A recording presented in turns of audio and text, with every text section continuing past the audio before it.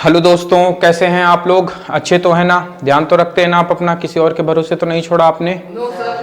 चलिए, आज हम बात करेंगे a प्लस बी का whole square, A square plus 2ab plus B square. ये कहां से आया, इसका ओरिजिन कहां से हुआ? देखिए, इस क्लास में, इस प्रकार के वीडियो में आपको बिल्कुल बेसिक से बिल्कुल धरातल से कॉन्सेप्ट मिलेंगे। ठीक है, तो ऐसे वीडियो भी आपको देखना, ये बिल्कुल बेसिक है।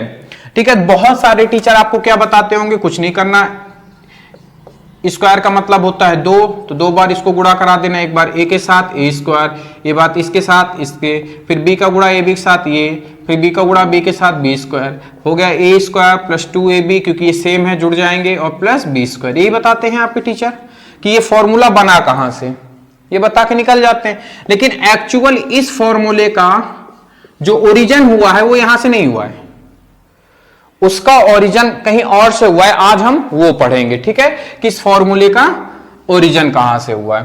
अच्छा, एक बात बताओ, इसको हम क्या पढ़ते हैं? स्क्वायर। हिंदी में क्या कहते हैं? वर्ग। वर्ग कहते हैं। क्या कहते हैं? वर्ग। वर्ग की आकृति आपको पता है कैसी होती है?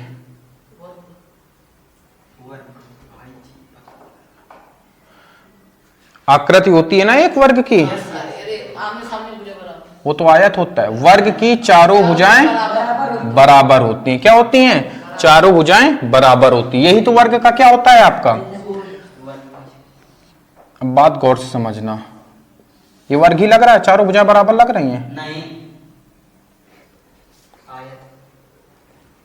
चलो मान लो कि ये वर्ग है, ये है वर्ग ही आपका। ठीक है, अब बोर्ड में नाप तौल के तो नहीं बना रहे हम। अब बात गौर से समझना, ये जो दी हुई है ना आपकी ए बी, ये इसकी भुजाएं हैं। क्या है? इसकी भुजाएं। अब बात गौर से समझना, ए प्लस बी का मतलब क्या है? इसकी कोई ना कोई भुजाएं होंगी जो हमें माननी पड़ेंगी। ए स्क्वायर, देखो ये एक ऑलरेडी क्या है आपका स्क्वायर, मतलब ये भी एक स्क्वायर बना रहा है, ये भी आपका एक स्क्वायर बना रहा है। मतलब कहीं ना कहीं ये बड़े वाले स्क्वायर से हमें कितने स्क्वायर बनाने हैं? दो स्क्वायर तो हमें बनाने ही बनाने हैं। तो दो स्क्वायर बनाने के लिए हम क्या करेंगे? इसके बराबर बराबर इक्वल क्या कर देंगे? पार्ट्स कर देंगे। कहूं से इक्वल नहीं लग रहा है, ये कहीं से भी इक्वल नहीं लग रहा है।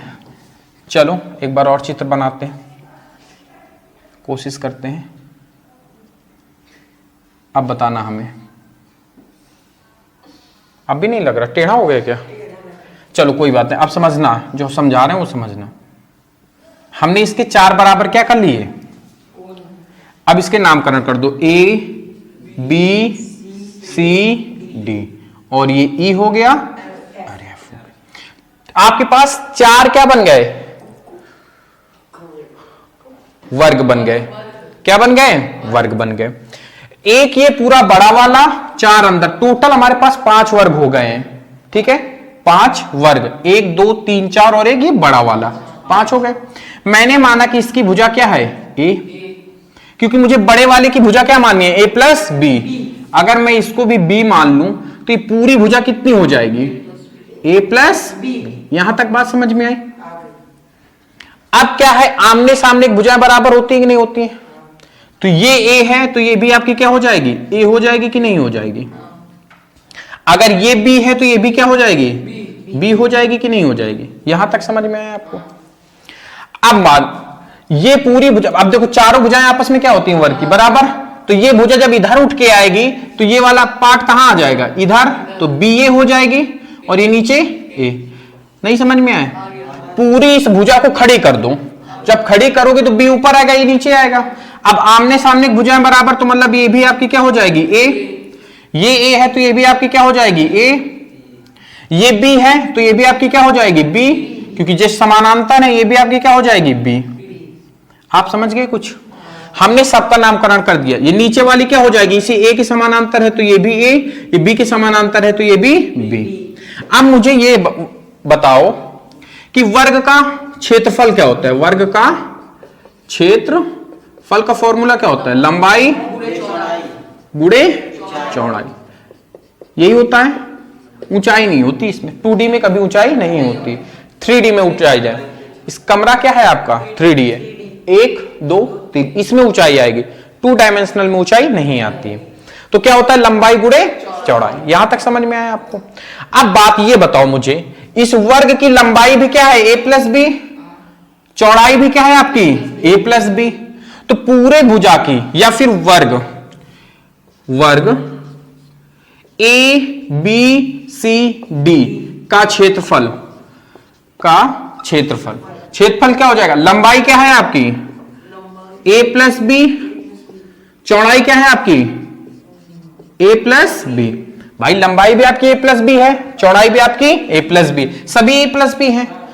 तो इसका वर्ग क्या बना, a प्लस बी का होल स्क्वायर, इतना आया। अब मुझे आप ये बताओ कि पूरे का क्षेत्रफल और ये जो मैंने टुकड़े किए हैं इनका क्षेत्रफल अगर आपस में जोड़ दूं तो इक्वल आएगा कि नहीं आएगा। जैसे मैं आपको एक एग्जांपल बताऊं, आपके पास एक सेब है, उस सेब को उसका वर्ग, उसका क्षेत्रफल नाप लो कि कितना क्षेत्रफल घेर रहा है, फिर उसके टुकड़े कर दो और उनको आपस में जोड़ दो तो क्षेत्रफल इक्वल आएगा कि नहीं आएगा, क्षेत्रफल तो कहीं नहीं जाएगा। उसी हिसाब से एक आपका क्या था, पूरा वर्ग था, वर्ग का क्षेत्रफल और ये जो टुकड़ों का है इनका अगर हम क्षेत्रफल आपस में क्या कर दें, ऐड कर दें तो क्या निकल के आ जाएगा, हमारा इक्वल हो जाएंगे कि नहीं हो जाएंगे दोनों। तो आप पहले इस वाले आयत की बात करते हैं, किसकी, ई एफ, इसको जी मान लो, इसको एच मान लो।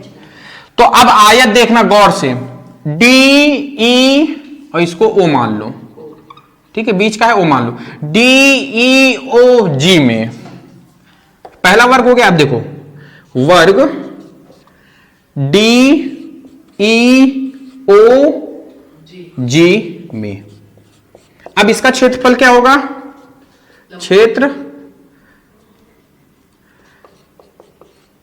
क्षेत्रफल क्या होगा, लंबाई कितनी है इसकी b, चौड़ाई कितनी है a, तो a इंटू बी हो जाएगा कि नहीं हो जाएगा क्षेत्रफल।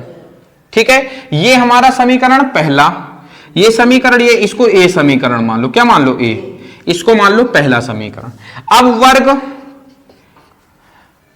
इस वाले में देखना, ई ए एच ओ में, वर्ग ई ए एच ओ में, इसका क्षेत्रफल कितना होगा, इसकी गौर समझना, इसकी लंबाई भी आपकी a है, चौड़ाई भी आपकी a है, तो इसका क्षेत्रफल क्या हो जाएगा, क्षेत्रफल बराबर क्या हो जाएगा आपका a इंटू ए बराबर क्या हो जाएगा a स्क्वायर। क्या यहां तक समझ में आए? ठीक है, ये समीकरण आपका सेकंड ले लो।